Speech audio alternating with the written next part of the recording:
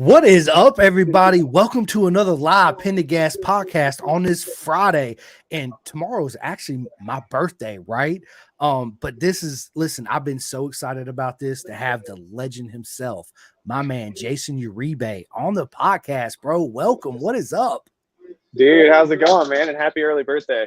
Oh man, I appreciate it, man. Yeah, dude, thank you so much, man. Listen, I've been so looking forward to this. We have so much to talk about, but you guys stay tuned because there will be a part two. So, listen, this episode is sponsored by Bison. So, anybody in the industry or street rider, track day rider, whatever it is, looking for a suit, look no further than Bison.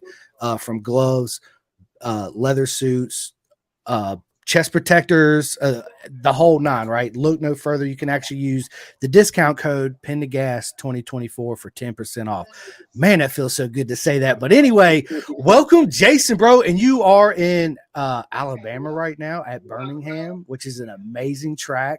Today, everybody, Jayson ended up fourth on the first practice, which congratulations, my man. Orange Cat Racing on a BMW, bro. Yeah, it's been a crazy day. Mixed conditions. We weren't really sure if it was going to rain much, but overall, yeah, we got fourth in free practice and fourth in qualifying one. So pretty happy about that. There's lots of stuff that we're going to try with the bike for tomorrow if it stays dry. And I'm confident we can do well. I'm excited. uh, you are absolutely going to do well. And I can't wait to watch. So anybody that's actually there now, do us a big favor. Go by and go say hello to Jayson. Trust me, it'll be welcome. Yes, absolutely. Show him all the love and support. Not only is Jayson a legend on two wheels, he's also a legend firefighter. I don't know how many of you guys know that, but man, what he does for us and everybody is just all I can say, Jayson, is you're an absolute legend, dude. For real, it's bro, it's an absolute honor. But I want to get to the very beginning, Jayson. Where did your whole love and passion start with two wheels? Well, going way back, 21 years ago, I went to go watch a flat track race, and the guy that kind of ran the organization, came up to me and he's like, "Hey, do you wanna just try this?" And I was like, "Hey, sure, yeah, I'll hop on this little 50." I was 4 years old, didn't know what was going on, and I don't know what it was, but as soon as I sat on that bike and literally went like 2 miles an hour and then plopped over, I was like, you know what, this is it. This is what I want to do. And here we are, 21 years later, still doing the same thing. It's absolutely, and what a journey, right? That was a brief description of the journey, but so you started out young, fell in love with it just like me and most everybody else. That as soon as you threw your leg over it and felt that engine just purr, it was like freedom, like you've never felt before, right? Oh yeah. But I want to fast forward it. I want to get into BSB because everybody knows I'm such a BSB fan, right? So from growing up racing in America, Jayson, how did this whole transition get you into BSB? How did that whole journey start? Yeah, so I grew up riding motocross bikes, all dirt bike stuff, all that fun stuff. And I got to around 11 years old and actually had a contract from Pro Circuit in hand. And before I signed it, I looked around and I was like, you know what? I have a lot of friends that are either paralyzed or have had like life threatening injuries at 11 years old. I don't really know if this is the path that I want to choose. So I kind of let that one sit. And then I decided to take up road racing. So I hopped in SR50 and started scooting around. And a couple of years later, I got invited to the Red Bull Rookies Cup and went to the Rookies Cup tryouts. Didn't get in, but that was kind of my intro to European racing, so to say, European like road racing. And at the time, the AMA in America, the minimum age was 16, and I think I was 13. So I didn't want to just sit around for 3 years to actually go race professionally. But BSB, the age limit was 12, and you could hop on a 125 and go race in basically a world championship. I mean, you get some world championship level riders there that are no joke. So we decided to do that. And yeah, it was 2 years in BSB, 1 year on a 125, 1 year on the Moto 3. And the first year, we did our own thing. We did the whole privateer lifestyle, which was great. I learned a lot, and I got to really make the most out of the bike that I had, which was basically just a stock RS 125. The next year, we were able to catch the attention of a pretty big team at the time, and I hopped on their Honda Moto 3 that was specialty tuned by a guy named Leuten. And for a Honda, it was the fastest Honda that we could possibly get a hold of, which for us was awesome. At the time, the KTM's were like the next level. So our battle within ourselves was just always make sure we're the top Honda, which we succeeded. I think we got third in that championship overall. So I was super happy about that. But man, yeah, BSB was a trip. I'd love to go back. Listen, I get asked the question, why do I love it so much? And I tell everybody it's not because, dude, Braden Elliott and Tom Neve and Peter Hickman and all of them are so much better than Jayson or anybody else, right? It's, dude, they're super bikes. They have no electronic aids. It's the old school proper way of racing, right? So as a tire wears, your body position, the way you ride the bike, the way you approach, the way you brake, that it completely changes.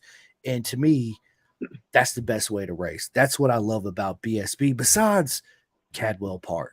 Everybody knows that's my favorite track. Jayson, we got to talk about Cadwell, brother. We got to, man. So listen, as a spectator, and you're physically there, and I'm seeing the mountain course jump, and I was like, holy shit, you got to be kidding me. Especially when Ryan Vickers and Josh Brooks, they were absolutely sending it, dude. Tell me what's your feelings about Cadwell Park, the famous mountain jump, and how does it compare to an American track? Honestly, I think Cadwell is in its own special like That's it. That's frame it. of mind. I mean, Cadwell Park, I don't think a lot of people realize how narrow it actually is. I mean, Bro. the widest part of the track is the mountain jump, and it's only about 20 feet wide. And you get into the really narrow parts, and it's about 8 feet wide. So trying to race in an 8 foot wide track is gnarly, but it's so much fun. I mean, the whole track, like the beginning of it, is super fast and flowing, lots of elevation, on camber, off camber. You drop down this wicked hill. I mean, I remember on the Moto3, you're going from fifth to first, just banging gears, dropping down this hill, and then super tight chicanes. And then you would, or at least for me on the Moto3, I'd short shift to third and seat bounce the hell out of the mountain, trying to get over that little like crest. Dude, it was so much fun. Dude, it's and people that haven't seen it, trust me, you can go to Bennett'sBritishSuperbike.com and watch it for free. There's actually a race this weekend, but it's Jayson's absolutely right. So when I first got there, I arrived on, because people their race weekend is Saturday, Sunday, Monday. So I showed up on a Thursday. It was a Thursday, I think, and I went there. They had a track day. And the first thing, I got to go to the mountain jump. I got to go there, right? That's the most thing, it's favorite thing in the world. I go there and I was like, and the elevation of the mountain is just ridiculous, right? And I was like, holy shit, it is literally this wide, the track. I was like, you got to be kidding me, right? And then I go down to the left, past where the pub and the clubhouse is, back on the back section where it's tight and twisty. It's nothing but it, to me, Cadwell is the best of both worlds. What I mean by that is from the start, turn one is wide open. It's super fast. You go to the right-hand side. It's uphill, off-cambered, blind right-hand turn. You have to know where you are going through this corner, actually the next couple corners. But then you come back where it's a proper race course, and you come back to the mountain course, and it's like a TT race. I mean, everything is this close. You cannot mess up, especially the second to the last right-hander you take. It is literally so you're balling through there, but there is absolutely zero runoff at all. Yeah, it's and a then it's wall. bro, it is tire wall. That's it, right? And a fence behind it, and then it's a right, and then another right, and then down a straight again. Man, it was the atmosphere, the Brits, the way they get into it is different vibe than America. And the food, Jayson. That's one thing I wanted to ask you, man. So my favorite thing there was the proper fish and chips. Let's just be honest, right? Who don't love the proper with the curry sauce? Oh my god, you got to be kidding me. So, what was your favorite food there? Oh man, I won't lie. I got sick a lot when I was in England. I think a lot of it was just because I wasn't used to the food, but fish and chips definitely up there. I was actually talking about that with my crew chief yesterday about how much I miss the fish and chips in England. But man, bangers and mash, those are hard to beat. That was always like my go-to meal for the day, especially when you're racing. Granted, I was younger, so it's not, yeah, I guess it wasn't as big of a deal as it is now for me, but it was definitely harder for me to kind of stay on a strict diet when I was that young, just because the food was so different. But at the end of the day, you make it work. And I still I loved it. Honestly, I look back on those years and they were tough for sure, but man, I learned so much and I had a lot of fun. Oh, I bet. So let me ask you this: going over there, was you by yourself? Did you have your mom or your dad or a family member with you, or was you just solo? Yeah, so when I first went over to Europe, which was BSB, I had my mother with me pretty much most of the time, and we would kind of bounce around between apartments, hotels, RVs, little camper vans, like anything that we had to do just to get to the races. Definitely, the first year of my mother and I was we were slumming it. We were slumming it for sure. But the second year, we got some more. We raised some more funding, and we got a little bit better of a living situation, and we actually got a decent van that we could like use for the race weekends and stuff like that. So that was much better. I started. I went over to Spain in 2016, and that was my first year alone. At the time, I think I was between 16 and 17 years old, and went over there. First year was definitely outside of racing for me was like this is life. Like, this is actually like legitimate. This is how it is. And I remember the first time that I was struggling to pay rent, I was like, yeah, I don't like this feeling.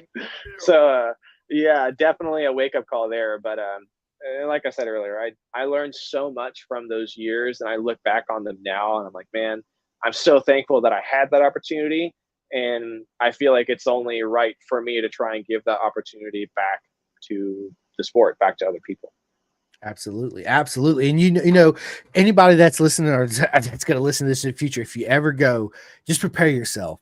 They have no outlets in the bathroom but one, and it's for their specific shaver. There is Yeah, no ACs in the hotels or most of the houses because it don't ever get hot enough. So when I yeah, first showed up, Jason, you know, we're accustomed to AC and all this. Dude, I was sweating balls, bro. I'm like, oh my God, it's so hot. I walk yeah. up in there, it's even hotter in the lobby. I was like, you got to be kidding me right now. So I check in, go upstairs, open my door, and I'm just like just sweating, throw everything down. I'm first thing I do, cut on the lights, and I'm looking. I'm like, I don't see no thermostat. So I called down to the room. I was like, hey, you guys don't have AC? She's like, no, honey, I'm sorry, we don't. And I was like, like, you gotta, how am I gonna survive? Right? You gonna be Yeah. kidding me? I was like, did you have any fans? She's like, yeah, I got. I said, can you bring me two? She's like, you really need two? I was like, I prefer four, but two will work. Yeah. Um, and she come up there and looked at me all crazy when she handed it to me, but it is so different.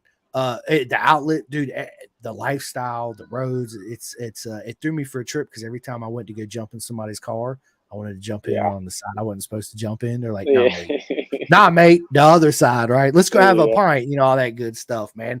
That's awesome, man. So listen, we're in 2024. You're with Orange Cat.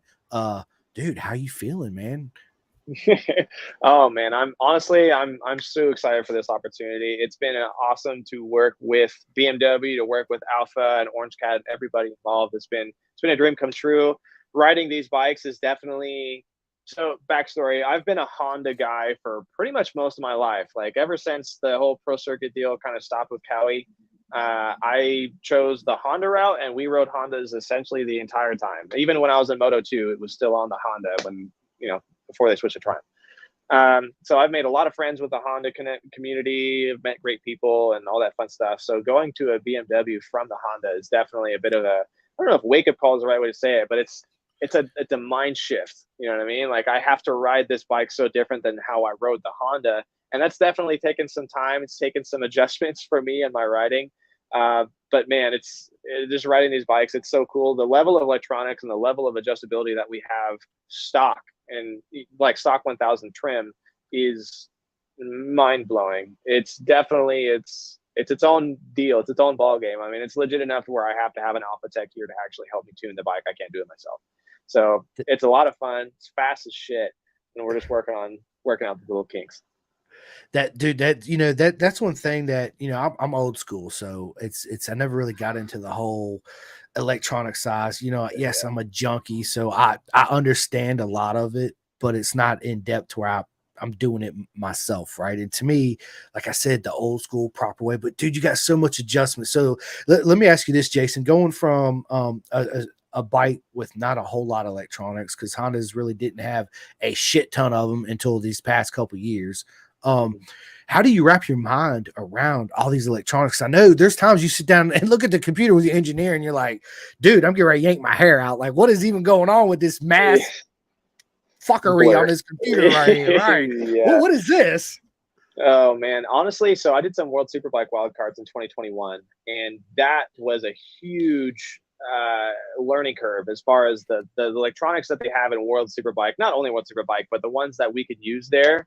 Literally, I had to sit down with the team after I got off the bike for the first time, and we're looking at the data, we're looking at the computer, and we're looking at all these lines, and they're like, "You see this throttle map? You see this throttle line? It's like nice and slow and like kind of gradual." And I was like, "Yeah, I feel like that's good, right?" And he's like, "No." Basically told me that no matter what, like if I'm gonna get on the gas at all, it needs to be full throttle, or else the bike just won't work. I was like, "Really?" And he was like, "Yep, it's, as long as you're full throttle, the bike will take care of the rest." And that definitely was an adjustment. And granted, I only did 2 rounds over there, and I feel like finally by the end of the second round, I was starting to get to the point where I would just trust the bike enough to just like, you know what I mean, and just hope. Oh, But that was exactly. yeah, that was an eye Yeah. opener for sure. And now it's not quite the same, obviously, in the stock 1000 trim, but it's still the same kind of premise where I kind of take that as being like that's far on this side, and then the Honda was more further on this side. So now I'm just trying to meet in the middle and make it all come together. Yeah, that's that would be the biggest. I remember John Hopkins talking about that when he was with Rizla Suzuki. He's like, dude, they just told me just to at mid corner, just pin it, dude. And he's like, Yep. what? Are you kidding me? Right? I'll be high sided to the freaking Jupiter if I did that. That whole mindset, because your body's telling you, your brain's like, hell no, do not do Yep. this, right? Yep. But your heart's telling you, don't be a wussy, pin it, right? Pin the gas, baby. Let's go. And to me, that would be the hardest mind warp is what it is, right? Because Jason, you Yeah. know this, it's mental. 80-90% mental racing a motorcycle. It's you watch from the sideline the speeds these guys are doing, you think to yourself, there's no way I can do that, right? But somehow you find it within yourself and your mind to push you to that level, and then you're going that fast, and yeah, it's crazy, man. Yeah. Absolutely crazy. I admire you guys because I'm such a fan, and man, I'd give anything just to ride a tenth of what you guys do, right? So let me ask you this, dude. Being over there in Europe, man, did you ever go to the TT? The Isle of Man TT? Yes. No, I that's definitely on the bucket list. Not to race. I don't know if I could bring myself to race it, but I'd love to go. I'd love to do a lap at like a normal speed. But no, I haven't been there yet. Yeah, it's on my bucket list too, right? And honestly, Jason, is there such a thing with the normal speed with you? I mean, let's just be honest with ourselves, right? I mean, come on, man. You're on two wheels. There is no normal speed. Normal speed is warp speed. How far can I push this front end before it tucks? Let me feel it, right? Exactly. It's that. Come on, man. So yeah, dude, listen, I would love to go. Would I ever ride it, man? Part of me, honestly, yes, I would love to just try to push myself at the TT, but TT is so different. It's one of those tracks that you got to spend years learning and Yep. knowing before Oh you yeah. even really approach it to go, man. So yeah. So listen, 2023 last year, how did you rank your year last year? Oh, 2023 was definitely busy. Not so much in the racing side of things. I didn't do any full time racing last year. However, I was doing a bunch of research and development and just testing in general for a couple of different big name brands that I can't say.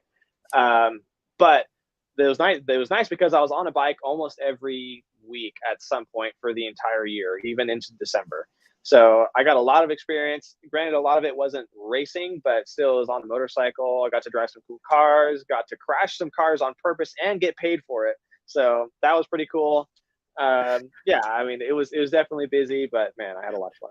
All right, hold up, hold up. I got to just stop you and take this back. Crash a car and get paid for it on purpose. Jason, again, how do you wrap your mind about like, I'm boom. How does Dude, this happen, Jason? it they it was definitely it took a long time, and there, I'm Right? listening on the radio. I'm strapped in. I got my Hans. I've got everything, and I'm like safety geared up. And they're on the radio, and they're like, "Yeah, man, all right, just turn into this wall really quick and see what the car does."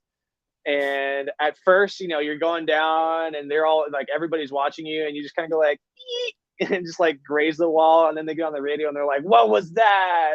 Just start giving you hella crap. And dude, it took 3 tries for me to actually get up the courage, like just my own courage, and be like, okay, just trust the safety equipment and just and see what happens. But yeah, it's a trip.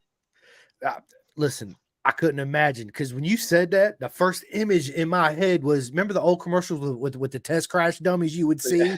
Right. That's the first image that popped in my head, is you Yeah, sitting in the car as a going, holy shit, like I can't do it. Yes, I yeah. can do it. I can't do it. So yeah, bro, that's awesome. Let me ask you this, Jayson. The way you approach motorcycle racing, I really enjoy watching you. Your riding style is unique to me. The way you ride, your body position, right? How do you, Jayson, mentally prepare for a race? And is there any rituals you do to do that? Meaning, lucky draws, lucky socks, right boot on before my left boot, any of that cool stuff. Oh man. Well, definitely as far as mentally preparing for a race, I physically I try and take the week leading up to a race pretty mellow. I do a lot of training beforehand, but as I get closer and closer, I kind of wind down the training a little bit and start really trying to focus my mind on just what I want to achieve and what I want to do. I won't say I have any specific rituals of right boot, left boot, anything. I always have long socks. I guess that's the only thing. Like right now, I have some flame socks on that you might appreciate. Yes, let's go. Yeah, but I guess that's really the only thing that I'm like, no matter what, if I'm gonna ride a motorcycle, I'm gonna have these like knee-high socks on. So I love it, man. I love it. So I learned this trick from my buddy Nolan Lampkin. I know you know Nolan, right? So I asked him the same question, and he's like, "Dude, I wear my socks inside out." And I was like, "Why do you wear your socks inside out?" He's like, "To me, that was weird, right?" He's like, "Because of the seam in the front of it, with your toes." And I was like, "Dude, I hate that." He's like, "Well, if you wear them inside yeah. out, you don't have that." So since that day, I wear my socks inside out. So that's my thing. But did you listen to any like type of music to get prepared for a race, or are you the type of guy that you just got to be quiet, do some stretches? A little bit of both. So every time, whether it's a track day or a test day or a race day, whatever, every time before I go on the bike for the first time of the day, I always do a big warm up. I'll go for a run, stretches, push ups, just to kind of get the blood flowing, get the heart rate up a little bit. Usually, when I'm doing that, I'm listening to music, usually pretty angry music. But Slipknot. yeah, all that Yeah. kind of stuff. But that's for me. Like when I'm warming up, when it's time for me to actually get on the bike, I'll usually get my helmet on like 5-6 minutes before I'm scheduled to go to ride, and I'll usually just kind of sit there by the bike and just kind of get into my little bubble, so to say. I really try and make sure. Well, for example, when I was a kid, when I was riding motocross and when I first started street bike stuff, I would always get like super pumped up and super amped up. And I was definitely that kid on the start gate on the 65 that was like, woo, just like crazy revving, all that stuff. But nowadays, I'm definitely more mellow and I definitely kind of take a softer approach, so to say. Yeah, it's I love to ask that question because everybody handles it different, the way they do it. The music they listen to, whether they right boot, left boot, chest protector, whatever it is, it's I love to hear that because it actually speaks a lot about you, right? Just by you telling that, right? So one thing I'm interested in too, Jayson, and we talked about this firefighter, bro, dude. It's what an honor. How did this whole firefighter thing happen for you? Oh man. So I actually found this drawing the other day that apparently I made when I was like 7 or 8 years old of a fire truck and me driving the fire truck, which I thought was super ironic. But long story short, it was 2018, I believe, and there was a pretty big fire not far from where I lived called the Kincaid Fire. And I remember I was close enough to it where I could see it from my house. And at the time, I was still going through my electrical apprenticeship, so my company got called out to actually go hook up a bunch of well pumps and a bunch of water pumps for the fire department so they could have water. And being escorted by CHP and escorted by the fire department to get us where we had to go, that was definitely my first intro to like, man, this is cool. Like I want to do this. And then 6 months go by and I'm kind of touch and go, like, oh, I'm not entirely sure. I'm still racing. I'm still doing this, and that. And then we had another fire that was closer to my house than the previous one, and I was like, you know what? Yeah, this is what I want to do, and joined my academy in 2019, graduated, and here we are pretty much 5 years later.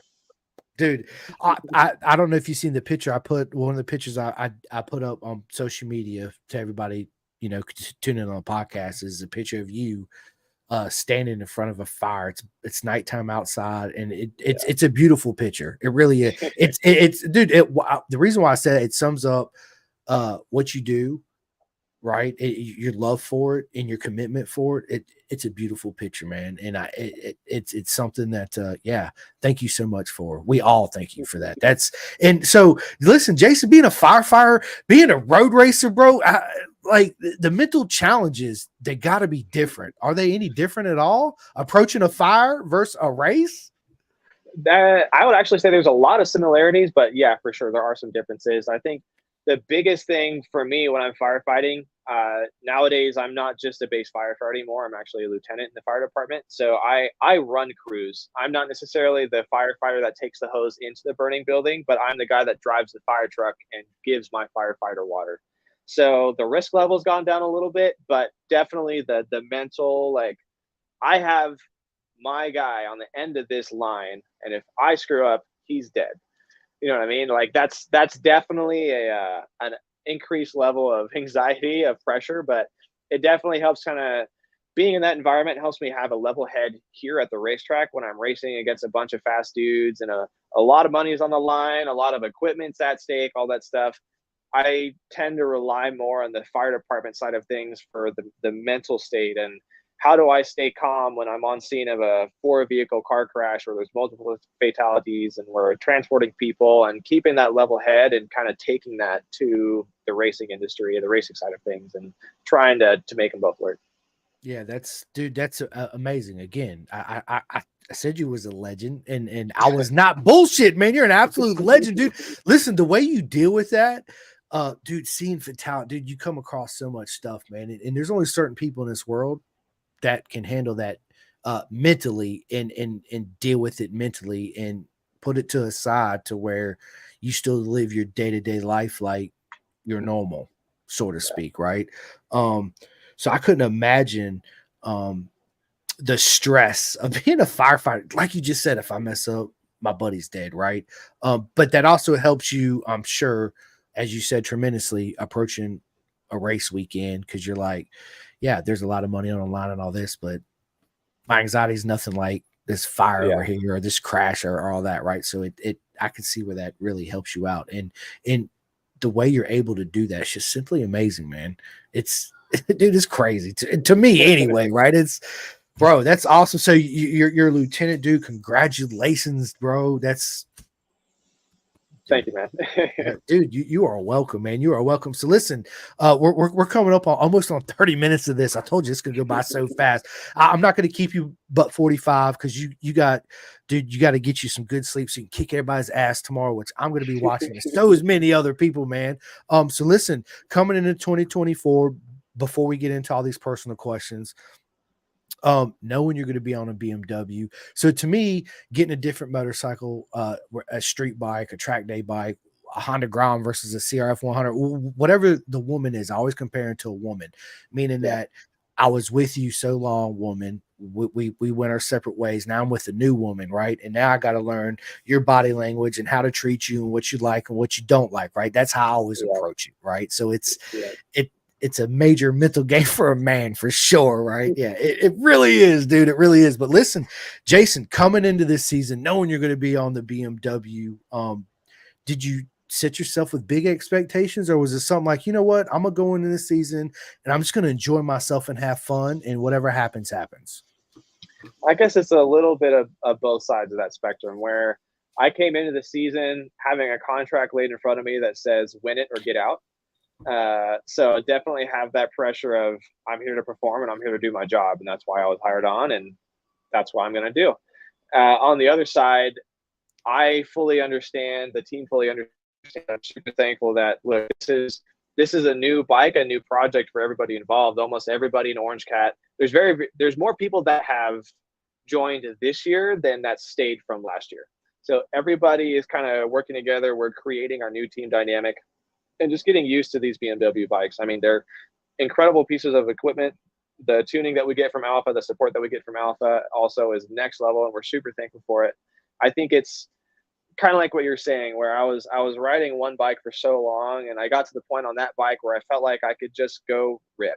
You know what I mean? Like, I didn't have to really think much about it. I knew what the bike needed. I knew what I had to do on how I had to ride it, and we could just go. Some of that's translated over. I think the body positioning, the riding style, I've had to adapt a little bit to the BMW. Definitely how I approach corners mentally, like coming into these corners, getting the thing in there deep, stopping, and then shooting out. I guess way more like a typical 1000 kind of mentality. That's how you have to ride these bikes. As where the Honda, you could morph some stuff. You could kind of borrow from here and borrow from there, but that's definitely like these BMWs. You get in and you get out. You don't mess around in the middle. So that's been a bit of a shift. Yeah.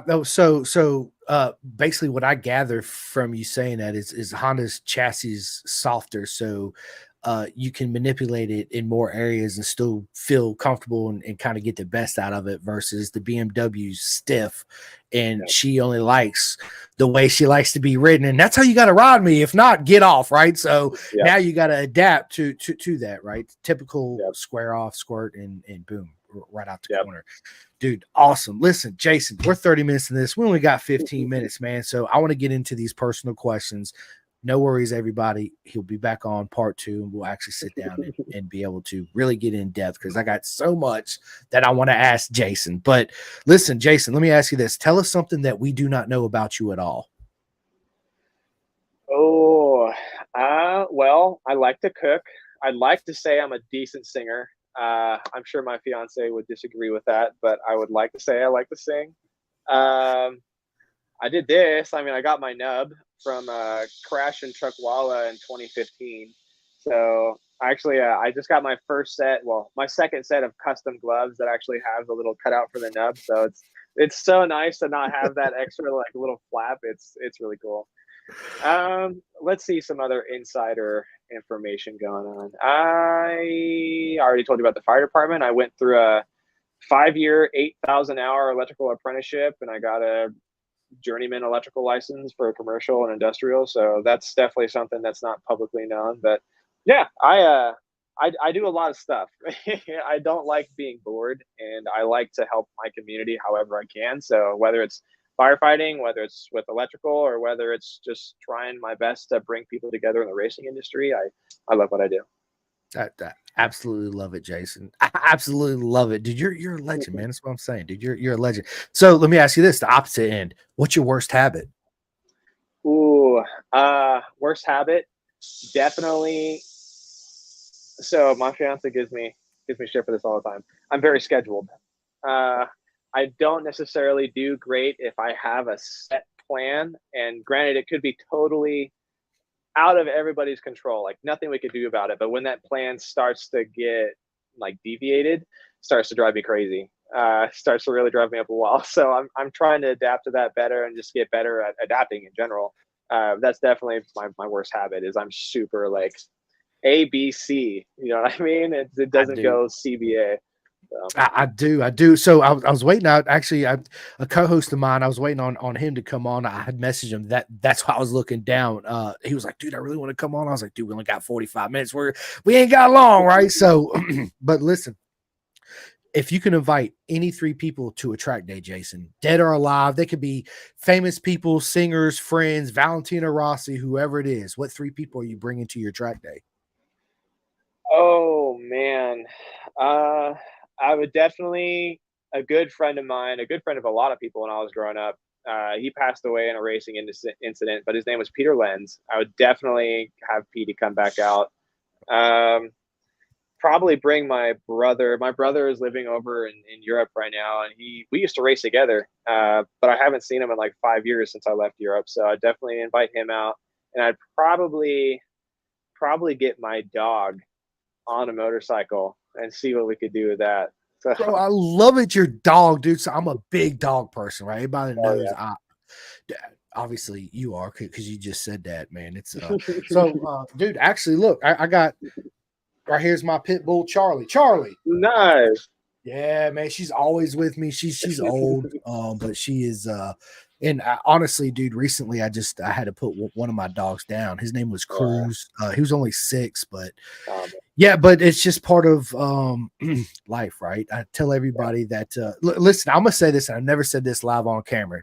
this is how I see it. Okay. Some of you are going to agree, some of you are going to disagree, and I'm absolutely okay with that. To me, there's only a couple types of unconditional love. And what I mean by that is the way your parents love you and the way you love your child, the way you love your dog, the way your dog loves you. It's unconditional. Your dog could go out and attack another dog, and you're going to be like, dude, it's not his fault. I'm so sorry it happened, blah, blah, blah. You're going to defend them with all your heart and nothing bad to happen, right? Whereas you're married and she goes out and she cheats on you, right? That's terms for a divorce. So was that really unconditional love to begin with, right? This is why I say that it might be a bad way to view it, but that's how I see unconditional love. And that's why I love dogs so much. Jason, I come home and love on my dog and tell her whatever deepest, darkest secret. And she's never going to tell nobody. Even if she could, she's not going to, right? And they're so happy to see you. It's just like I told my buddy, okay, lock your dog in the car for 2 hours and then lock your wife in the car for 2 hours. See who's the happiest to see when they come out, right? Yeah. It's not going to be good, but yeah. Dude, listen, that's awesome. Bring your dog. So what kind of dog you got? Oh man, so my fiance and I he's like a Dachshund Jack Russell Terrier mix. So he's a bit of a super mutt, but he's long and tall. So he's freaking hilarious, man. His name is Benny, Benny and the Jets. But yeah, he's such a wackadoodle dude, man. He's hilarious. And they have their own personality, their own quirks, dude. And dude, Jack, you already told me I know he's wide open. Bouncing Oh off yeah. the walls. Yeah. Oh As soon yeah. as you come over, he's like, pop, pop, pop, pop, pop. You're like, Yeah. hold up, chill for a minute. Just Yeah. chill. Right. Yeah. Just Yeah. 1 minute, bro. 1 minute. Right. Yeah. So let me ask you this, Jason. If you had your own personal island, what racetracks could it be on your island? Ooh, man, Cadwell would be up there on that list. Uh, I think my favorite track I've ever ridden ever was a pretty small track in France called Lebanon. And it's very, very similar to Laguna Seca here, well, in California, here in the States. Um, but it's a little bit more up and down. Like, I don't actually think there is a flat level surface on that racetrack. But it was the first place I ever won an international race. So it definitely has a special place in my heart. And I just think the track is badass. So that's probably what I'd have. I love it, dude. Yeah, everybody knows what I'd have. Absolutely, Cadwell Park, man. Yeah. 110%, dude. It would that's not even a question. So you had mentioned earlier, dude, I love to cook. You said you like to cook, right? So Yeah. what's your favorite food, Jason? Dude, I'm so basic when it comes to favorite foods. It's probably gonna end up being like chicken and rice. Oh, dude, a good homemade lasagna, freaking fire. Absolutely. I love my mama's homemade lasagna. I cook lasagna. Actually, I lie. I made a lasagna soup. I've never cooked lasagna like my mom does it, but I made a lasagna soup. It was really good. And I love to cook, Nice. man. So I cook, dude. I love all kinds of food, Thai food, Indian food, Greek food, you name it. And I love spicy food. The hotter, the better. Right. Yeah. So like on the hot ones on YouTube where they have that, dude, I have the last dab in my refrigerator. Yeah. And every once in a while when I feel froggy, I'm like, you know what? And my wife looks at me, she says, this is what she says, her direct quote, "You're a fucking idiot." That's what she tells me all the time. And I'm just like, I love you, babe. Absolutely love you. Yeah, good stuff, man. So I like to cook a lot. I lost a shit ton of weight, man. I was in a 40 waist. I'm in a 34 now, all because me changing my diet. I don't buy store-bought salad dressings. I make everything at home. It's basic. It's super easy to do. So I'm a big advocate for fruits and vegetables. Avocados is one of my favorite. You sit me down in avocados, it's bye-bye. It's all over with. So what is your favorite comedian? Ooh, Jeff Dunham is definitely in the top 3. John Mulaney's funny as shit. Honestly, my fiance, you could say, is my favorite comedian. She's freaking hilarious. I love it, dude. I love it. My wife is too. I'm like, yeah, ha, ha. No, my wife's funny too, dude. That's awesome. Listen, we got Trevor Watson, bro. Trevor Watson. What's up, boys? Good riding, Jason. Wish you stayed on the Honda. Yeah, me too. I do miss the Honda. That's all right. That's all right. So listen, Jason, I listen to a lot of audiobooks, right? I'm a huge audiobook listener too. Obviously, it's anything two wheel related, right? I'm actually listening to the Ragged Edge, I think is what it's called. It's all about the TT. It's absolutely a phenomenal book. But my favorite book, as far as motorcycle races go, is John Hopkins Leathered. Have you listened to that book yet? Yes and no. I read about half of it. Okay. Another good one is Casey Stoner's book. Oh, Those dude, are I absolutely used to read that one all the phenomenal. time. Yeah, Yeah. me too. Stoner. So Stoner to me, to this day, had the most natural riding style I've ever seen. I mean, he would get out there on a bike within the first 15 minutes, went faster than anybody else, and then come back and sit in the pits for 45 minutes while everybody else plays catch up, and then goes Yeah. out and just absolutely murders everybody. Yeah. Um, I mean, it was ridiculous. Yeah. So Stoner, his book is really good in depth. But what I loved about Hopkins' book, I mean, I've read John McGinnis's, Ian Hutchinson's. I mean, the list goes on. Hopkins put it all out there on the line, and I really loved that and respected that about him. It was about his career, but it was more about, hey, I'm telling my whole true story, right? And it was really good. Another good book too, man. I tell you about is David Goggins. I know you know who David Goggins is, Yeah. right? What a book, man. That's good stuff, man. Good stuff. So let me ask you this: Star Wars or Star Trek? Ooh, I've always been a bit of a Star Wars fan, so probably in that And way. what character would you be? R2D2. RTD2. I love it, dude. I love it. RTD2. That's good stuff, man. Good stuff. So listen, everybody's got one. Celebrity crush. Oh man, I was actually talking about this the other day. Dude, that's a hard question. Honestly, I haven't really had a celebrity crush since I was a kiddo. But I remember when I was like 12, Miranda Cosgrove was like my idol. But that's been a long time gone, so that's probably the closest one I can think of. Mine is dude, Eva Menendez. God, I love Eva Menendez and Sammy Hayek, dude. They were my two women growing up for sure. Yeah, Oh yeah. absolutely, man. So Jason, let me ask you this, man. What advice would you give your younger self? Oh, that's actually something I think about a lot, and I think I'd probably go with just be patient. Definitely when I was not even just a kiddo, when I was younger, I would tend to rush things and I would get myself hurt and like just wicked injuries for stupid reasons. And I think the biggest one that I remember is 2017. I look back now and I'm like, man, I really threw away an opportunity because that was my shot to get in a world championship, and it was nobody else's fault but mine.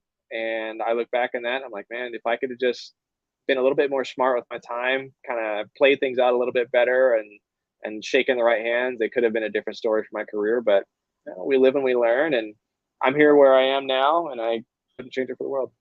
Yeah, it's absolutely that's something that patience. That's something that I've learned to be really good at as you go through life, right? It's very easy to be impatient. It's so hard to be patient, right? And be calm about it. So yeah, I get you. And another thing I tell everybody, Jason, it's one of my favorite things, and I heard it, and I can't remember where I heard it from. I wish I could, because I would absolutely give him a shout out. Was none of us are strangers. We're just friends that haven't met yet. And when I heard that, Yeah. man, it hit me on so many levels. I was like, dude, I'm absolutely gonna use that every podcast and tell everybody every day, hey, this is how I see it, right? Oh yeah.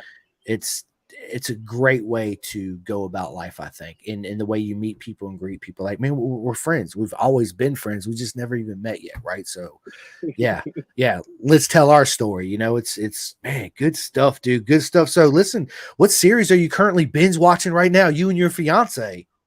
Oh, we just finished up one called Castle Rock, and I haven't really been home for the last 2 weeks, so I haven't really started a new one yet. But between Stranger Things and Castle Rock, those are the last two. Dude, Stranger Things awesome. We binge watched all 4 seasons. We can't wait for season 5 to come out 3 years later, right? Like, come on, man, let's Yeah, get with it. Yeah, they're gonna be yeah, adults. We see them on TV. We're like, wait a minute, those aren't the same kids, right?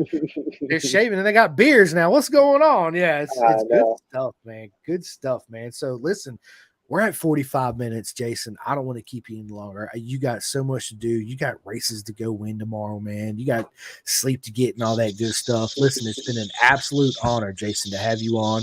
Um, we got our numbers. I'll message you. We'll definitely set up a next podcast where we can sit down and get more in depth into it, man. But before I let you go, tell everybody where they can find you on social media and how they can support you. Oh man, well, honestly, the biggest thing that would help me is if you guys want to spread the word of my personal company, Code Quick Consultations. I investigate car crashes. I specialize in automotive forensics, especially with anything motorcycle related. So if you know somebody that crashed their car and they need to figure out why, let me know. So website's www.code3consultations. And yeah, aside from that, just want to say thanks for having me on, and huge shout out to Orange Cat Racing for letting me ride their BMW this year. It's been an awesome experience so far. And Red Engine Brewing Company and San Jose Motorsport with San Jose BMW, all those guys have been treating me really well, and I'm happy to represent them here. Dude, that's absolutely yes. So Jayson, look, Jules is in the house. We're getting ready to end it, man. Nice. But listen, Jayson, send me all that info to your website and all that. I will make sure to tag it in all the posts and put it out there for you. Man, listen, it's been an absolute honor to have you on.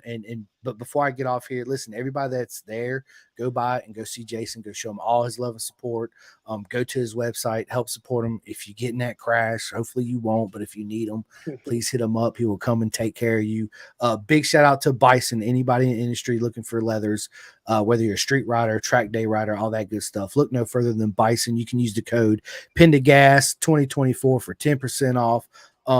Big shout out to my man Martin from the Clothing Kings. You guys can go to theclothingkings.co.uk and get all your Pendergast merch from the UK. It's a huge honor. Big shout out to my man Jake Marsh and the whole R&D racing team. He has a club, Club 45. Please go show him all the love and support you can. And listen, Jayson Uribe, do you know Jillian Carrera? He topped the time she's today in a British talent come, baby. Let's go. Dude, I'm so excited. So, dude, big shout out to Jillian Carrera. Go and watch him. He is an absolute up and coming. What am I talking about? He is a legend, just like Jayson is. You guys go show him all the love and support. He has a club too called Club 40. His dad, Michael Carrera, the whole SFL mini GP in South Florida. You guys know the deal and the routine. Look no further than them. Listen, this has been an absolute honor. Jules, I'm sorry you're late to the party, baby. You missed the whole thing. Yeah, I did, but I was definitely listening the whole time while I was driving. Dude, you're good, man. You're good. Listen, we'll have Jayson back on. Yeah, he's got to go kick some ass tomorrow. Moto America. Oh yeah, that's what I'm talking about. Orange Cat Racing. Yeah, about to cop some merch. Yeah, when I get back. Yeah. So, will you be in Jersey, Jayson? I'll be everywhere. Yeah, dude. So that's when me and you're gonna meet. We will meet in Jersey. Me and Jules will be there. And yeah, we'll definitely we'll do like Sunday after everything's said and done.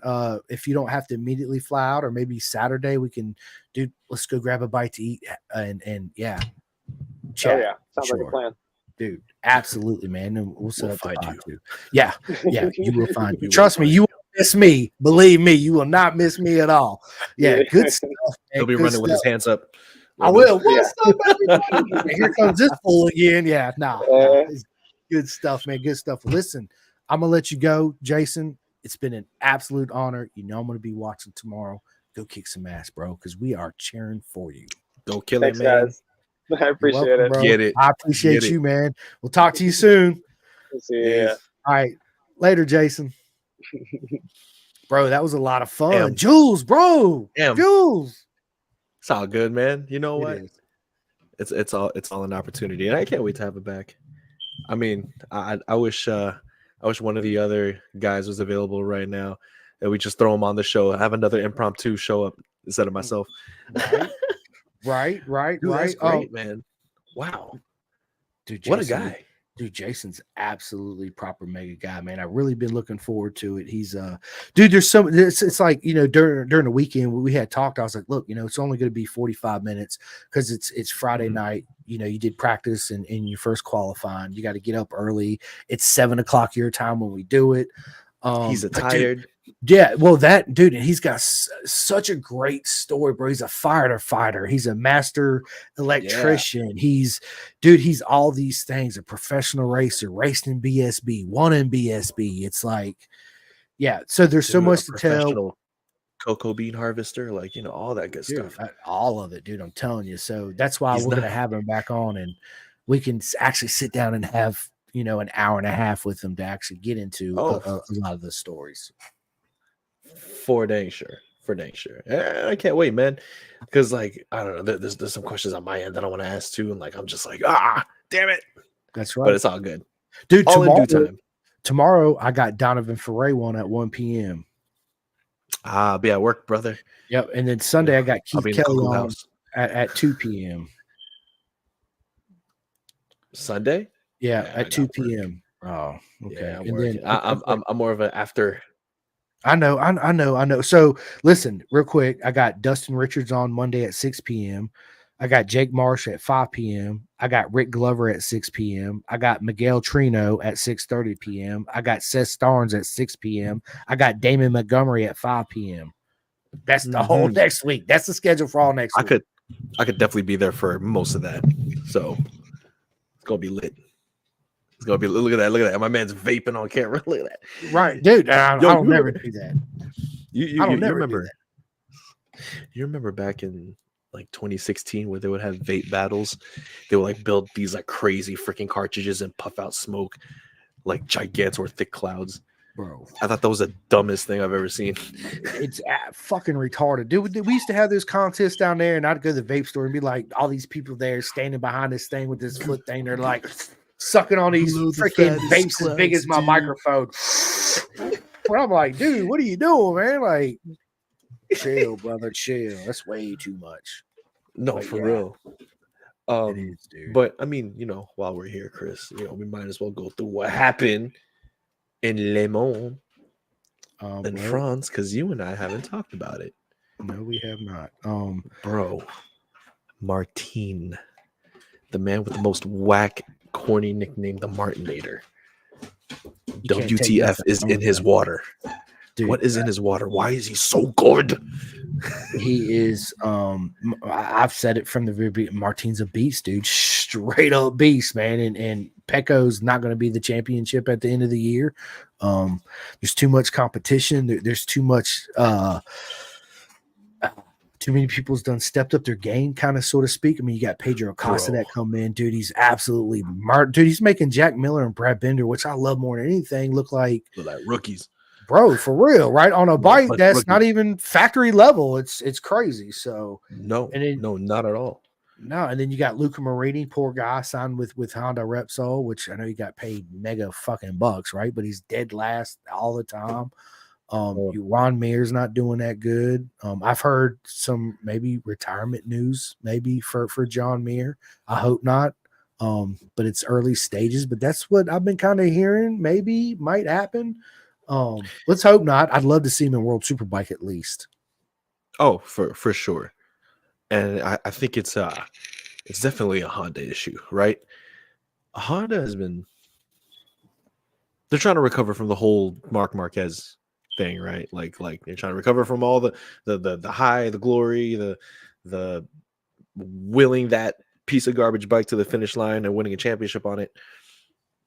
Where do they go from there? I mean, you have who's their best performing rider right now? Nakagami? No, Zarco.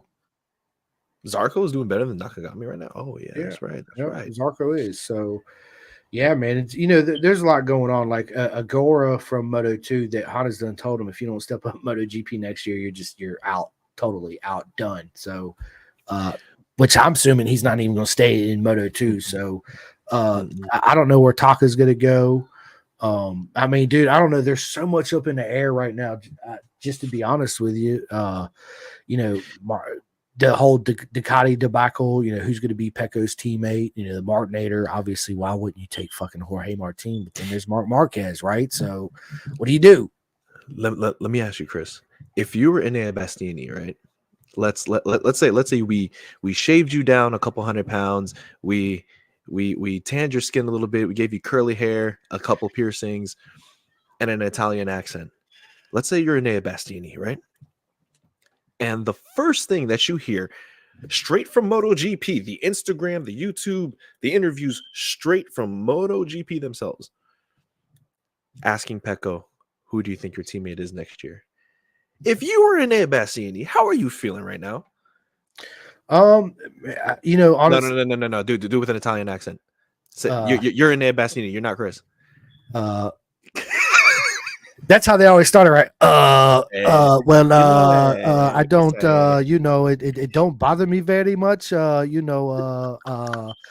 yeah, man, dude, this is the trick of it, right? Because there's so much pressure, and when you hear stuff like that mentally, it's gotta fuck with you, dude. I mean, come on, let's just be honest, right? But dude, and is such a talent. I honestly think that, and then you got the whole Pramac, maybe with Yamaha, dude. There's so much going on; it's hard to really tell what's really going to happen.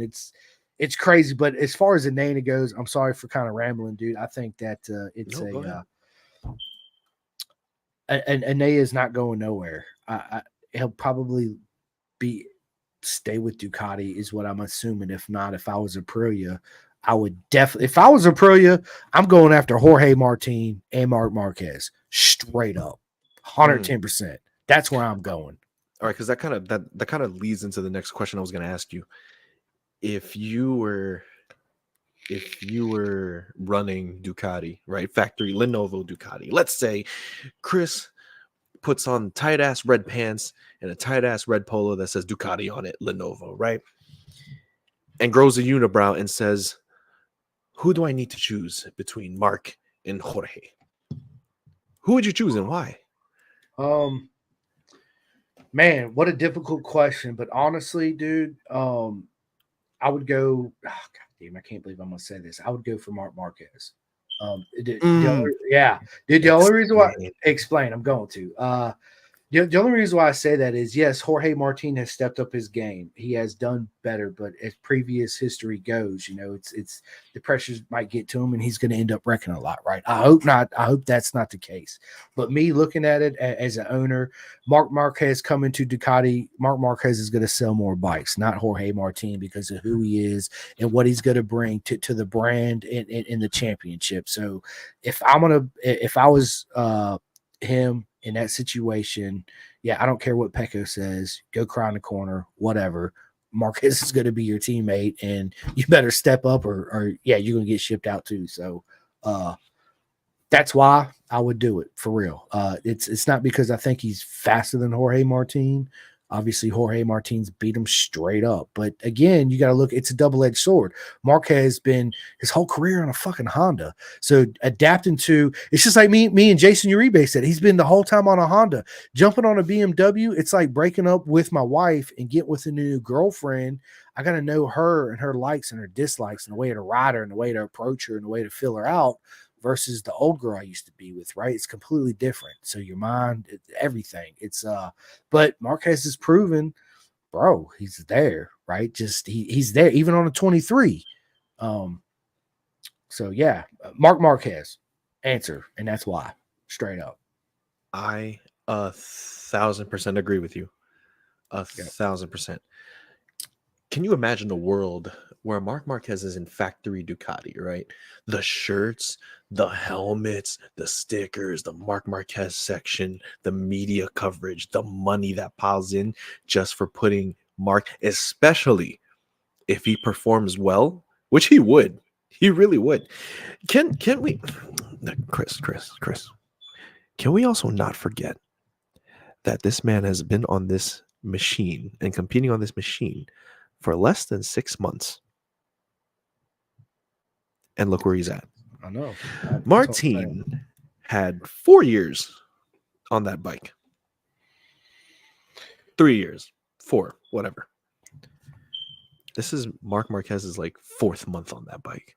Yeah, what it says to me, Jules, is it speaks volumes on Mark Marquez's mental ability to rewrite his program. I mean, look what everything Marquez has been through, the injuries, the haters, the naysayers, you can't do this, blah, blah, blah. And then changing, like I said, from a bike you grew up that they built the bike completely around you, and then you go to a new territory on a new bike, the way you approach it mentally, his head game is so fucking strong. Where Martin's head game is not that strong. So mm-hmm. That's true. We look at the pace. Speaking of which, we look at the pace of which they're racing at, and I have this gentleman and in my job. Shout out to Roy.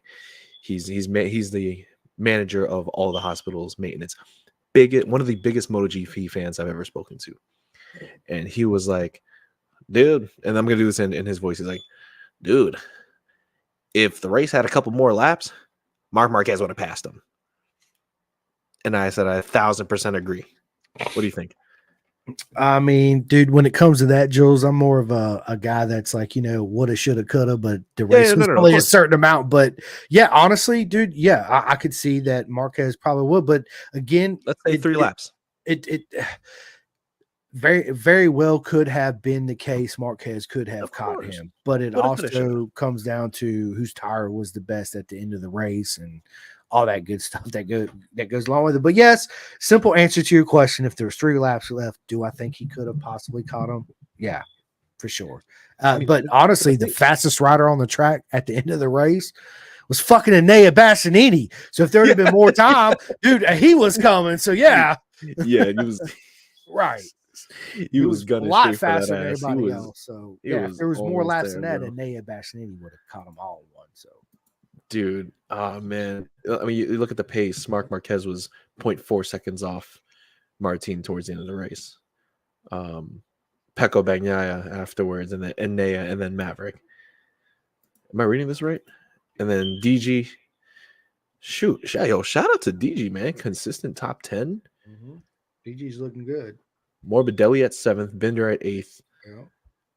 And then you have Espargaro, the lesser Marquez. The Fernandez is where was freaking what's his name?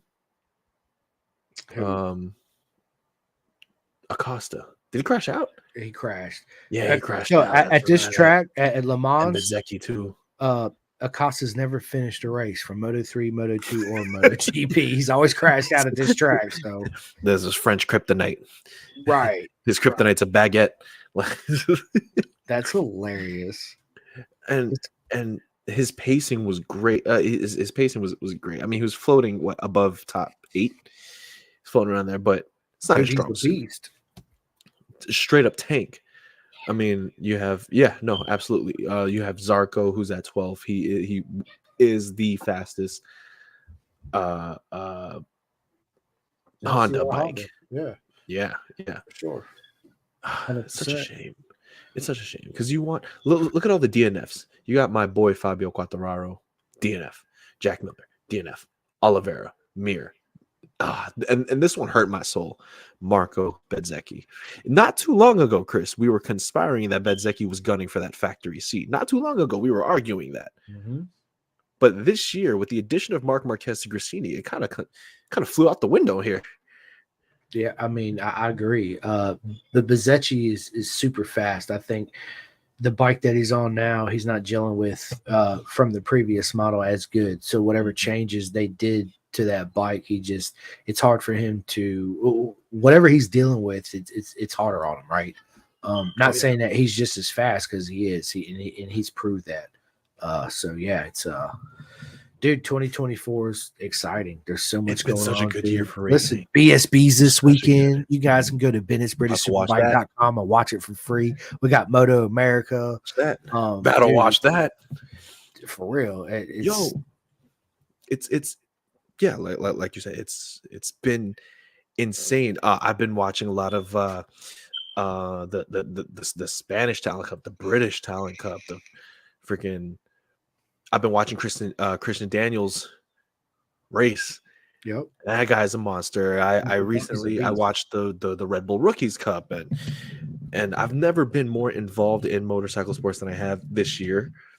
And and you definitely put us all on British Superbike, man, because and I've been watching some ASBK too. Like the only thing I'm missing is just motocross, like motocross and supercross. But what an exciting year of racing has been. MotoGP has been has been as exciting as it's been in a couple of years now. Moto America, I'm like foaming at the bit for the next race. I watched all of qualifying. Chris, I never watch all of qualifying for anything. I wait till the last 5 minutes. I watched all of qualifying because I was like this. I was laser focused. I wanted to see, who's stepping up. And man, Loris Boz and Josh Herron are looking really good. Yeah, I mean, Cam Bobier, set the fastest time today, so he's a beast, dude. And SDK, I mean, dude, it's so exciting this year in Moto America, dude. Absolutely. I stay glued to the TV and on it all the time because it's, dude, absolutely. What a star-studded lineup it is. There's not one person in that lineup who I mean, nobody's a scrub, but there's not one person in this roster of Superbike of Superbike who's a scrub. Like any one of these guys could take it anytime. Hayden Gillum on the Honda is looking so good. My man Yates is getting used to that Honda again, so it's good to see him. You for the first time you see Jake Gagne kind of down there. Yeah, but Gagne is Gagne, so he'll be back doing Gagne things. Just watch the space, dude, for real. So he ain't going nowhere. It's it's different too, because they had a little bit of dry practice today. I think pretty much today was all dry, and then it was wet this morning. I think then it dried up, and then it's raining there now, so it's going to be rain. Hopefully they'll get some more track dry time, but we'll see. It's supposed to rain tomorrow and Sunday, so. Yeah, we'll see, man. We'll see. But listen, dude, I can't stay on here too much longer. I actually got a couple of my friends over here. We cooked out right before I did this podcast, and I haven't even eaten yet. But yeah, dude, listen, Jules, let's do this. Listen, I got a podcast tomorrow at 1. It's my birthday tomorrow. It is your birthday tomorrow. Yes, it is. So I got Donovan Frey at 1, and I'm going to my parents' house for dinner. So what time do you get off work? I got off work at 4 or 5. What about Sunday? 4. It's my on weekend. Do you want to sit down and do this Sunday? Can you? Afterwards, yeah. Yeah, I'll probably do that. Yeah. After work, we can sit down and we can do the whole, because then Moto America, the races will be done, and we can talk about that, and British Superbike will be done. We can talk about that. Yes. All that good stuff, man. But listen, Jules, I love you, bro. It's so good to see you, man. I was hoping dude, you didn't come on. You're sitting there. I'm looking down. It's 24 minutes in this podcast. I'm like, bro, he's only got 45 minutes. I didn't want to interrupt. I was like, they got something going. I just want to boop, and then I have nothing to contribute. So I was like, I'm gonna let it rock. I apologize for missing Jason, and I can't wait till he comes back so we can speak some more. And on my end, I'm working on a couple people, as you know, Chris, but everyone else doesn't know yet. So. I'm working on it. Working on the vlog. Wait. The vlog's gonna be out soon. It's been tough because the GoPro footage is is insane, and the space is nuts. Like the space it takes up is nuts. So I'm trying to figure out how to compress all that. But it's a great vlog, and you're in it. I am. Of course you're in it. Hell, why wouldn't you be? I know. Hell yeah, dude. It's awesome. I can't wait to see. Man, yeah, I've been messing with my Insta360 camera. I really need to sit down and actually learn how to use the damn thing. I've had it for like a year, and I can barely mess with it, dude. Dude, that's why I kind of want to sell it and buy a GoPro for real. Yeah, just get a GoPro. Just because it's so freaking dude. Like I'll do a video and I'll plug it up to the Insta360 and all this shit. I'm looking at it like, what the fuck is this? Like I don't even know. I don't know what to do with it, right? And then I hit this button, and I thought I was uploading it, when really I deleted all my fucking footage I had. So I was like, so that's why it's been sitting on my counter, and I ain't even fucking messed with it because I've been pissed off. Like, you got to be kidding me right now. Get rid of it. It's over. Dude, I am. I'm gonna put it on there. But listen, Jules, I love you, bro. It's always an honor to see you. So, all this, dude, as you guys know, this episode will be uploaded tomorrow on Spotify and all that good stuff. But yes, Jules, dude, absolutely proper mega. I can't wait to sit down with you on Sunday. You just messaged me the time, and we will. Should I create the post, or are we just gonna go live and just wing it? I guess you create the post. Okay, why not? I'll create it tomorrow or later on tonight. You want to say 5 p.m.? Let's do it. 5 p.m. Sunday Eastern time. I'll make it, and I'll title it recap, Moto America recap. Yeah. Recap, Moto America BSB recap. Blah blah blah. We'll come up with a catchy title for it. We will. You All think right, man. about that. You text me the title. I'll put it in. Shoot. I'll upload it. We'll do all that. Jules, I love you, bro. Yes, Hope you sir. have a good You too, night, brother. dude. And I will talk to you tomorrow, my man. Talk to you tomorrow, brother. See ya. All right, homie. Later, y'all.